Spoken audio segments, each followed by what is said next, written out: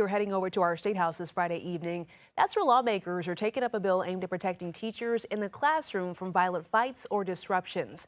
Supporters say it's all about keeping educators and students safe, but others argue it could raise questions regarding student rights. Josie Frost is tackling both sides. The bill allows a teacher to remove a student from their class and keep that student from coming back after violent or disruptive behavior. But advocates disagree on how far the bill should go and how to balance that student's right to an education and the safety of the classroom.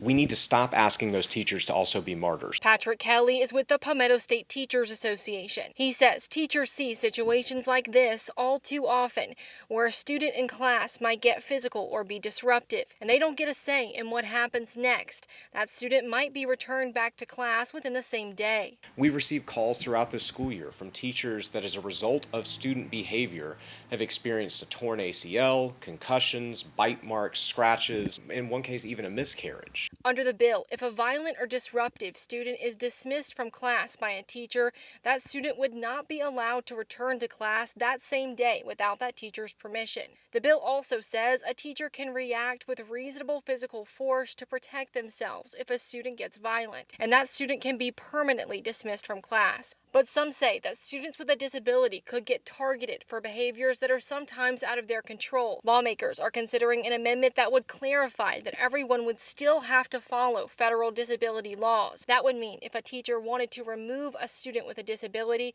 the teacher would still have to follow their IEP or 504 plan, which are individualized plans for students with disabilities. Beth Franco is with Disability Rights South Carolina. While an educator may initiate a removal for immediate safety concerns, the ultimate decision regarding long-term placement of that student with a disability is made by the IEP team. Districts would also have to adopt a minimum behavior policy for students.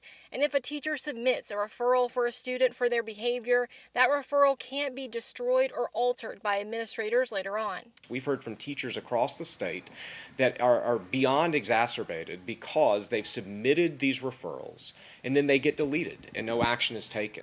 Right now, lawmakers are still working on amending the bill before they advance it to the House floor. Reporting at the State House, Josie Frost, News 19, WLTX. All right, Josie, thank you so much. Well, just